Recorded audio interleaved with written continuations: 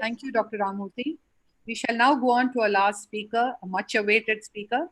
Dr. Jeevan Tityal is our pride in this webinar, Professor and Head of Cornea, Cataract and Refractive Services of RP Center, New Delhi, Chairman of the National Eye Bank RP Center, President Iskaras, and past President of DOS. He has 300 mind-boggling numbers of publications in index journals, 4 textbooks, and 52 chapters, more than 30 national and international projects, the first Indian to perform live surgery in ACRS, invited faculty to an amazing number of conferences in India and abroad, 2 patents, innumerable most impressive awards and orations, and a Padma Shri to our pride. So we look forward to his talk on pediatric keratoconus, a differential approach, and I'm sure he's going to tell us a lot. Thank you, Dr. Chitra. I must say, wonderful speakers you had and a wonderful topic they have covered in a very nice manner. And I'm going to take you through the pediatric keratoconus. Much has been discussed on a keratoconus as such. Is there something different which we are looking for in pediatric patients? Basically, there would be 3 areas which we like to see in pediatric keratoconus patients. One is there a difference in clinical presentation? Is there a difficulty in diagnosing these cases of pediatric keratoconus? What are the management challenges we face with the pediatric cases? And are there a difference in the outcome of whatever measures we take for correcting these pediatric patients? Let's see what's the prevalence of keratoconus in children. It is much higher than adult patients. If you see the ratio of pediatric patient, which is around 1 in 200 or 1 in 25, which is very higher than 1 in 2,000 in the general population. So it seems pediatric patients, the prevalence is much higher than adult patients. Etiology-wise, we know that the multifactorial pathology for a pediatric keratoconus, I think the first and foremost would be allergic disorders, where these patients do have VKC, allergic conjunctivitis, atopic dermatitis, and that may lead into chronic eye rubbing and keratoconus in these patients. Contact lens wear can also cause microtrauma to cornea, though in India it may not be a most popular cause for a pediatric patient. We don't have much patient wearing contact lenses. Genetic predisposition, yes, in India.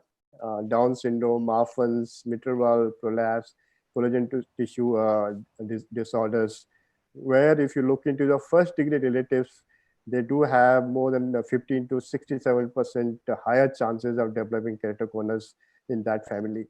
And ultimately, we all talk about inflammation in keratoconus. Yes, increased tear inflammatory mediators may be a cause in these patients, along with other predisposing factors for pediatric keratoconus. So we would say that we don't have the exact pathology yet to be clear in these cases. What about clinical presentation for pediatric cases? The ophthalmoscopic signs are much more frequent in pediatric patients than adults. You can see almost 42% to 30% cases. Asymmetry of keratoconus is significantly more in pediatric patients. It seems that the cone is more central in pediatric patients.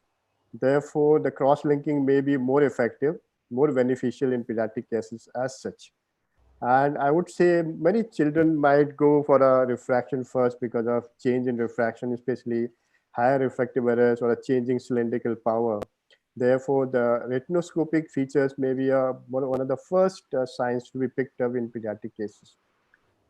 And these patients may not come to us in the beginning because the children don't complain of visual disturbances as such. And most of them will have a unilateral disease to begin with.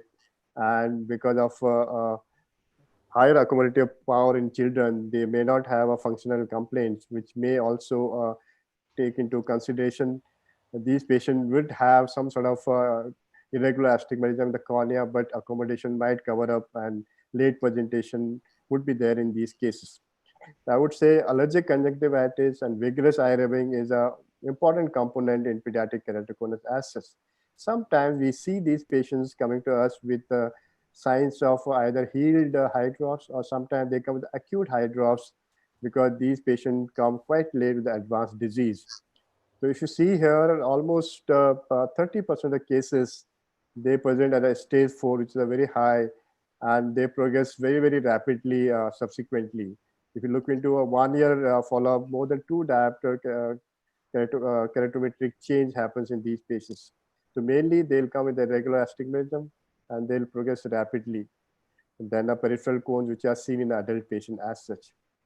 We all know, we discussed this also, Pentacam will be the mainstay of diagnosing the early keratoconus in any group of cases. But in pediatric patients, this may not work out in our cases which are less than 8 years of, less than 10 years of age, where Pentacam may not be possible in most cases. Therefore, you'll have to rely on other features to pick up early keratoconus in your cases. If you see this study by Leone et al., if you see that most severe presentations, almost 30% cases come with advanced disease, and 88% chances they will progress very, very fast in these cases. Therefore, we need to do a prompt management for these patients so that we can decrease their visual complaints and visual problems and enhance their outcomes as such. This is a study from RP Center with Dr. Namrata Sharma given a thesis to one of our students, come out with the results of more than 116 patients. If you see here, only 27% cases are non-progressive. That means almost 80% of cases had a progressive disease. Either they progress or they had a hydros features. There's a significant number which will progress subsequently. This study was for a 1-year follow-up cases. And see here, almost 36% cases had a stage 4. So this seems that we also have a similar features as other studies were published from Saudi Arabia. Similar results are there in our cases also. What about the management challenges in keratoconus in pediatric cases? We, as is discussed, they have a poor prognosis than adults. They have a comorbidity like a vernal keratoconjunctivitis. They do have a more in these group of patients. There's a higher incidence of stomal haze than adult cross-linked cases. Especially they can have scars and sometimes they can have distorted areas because of aberration in these cases.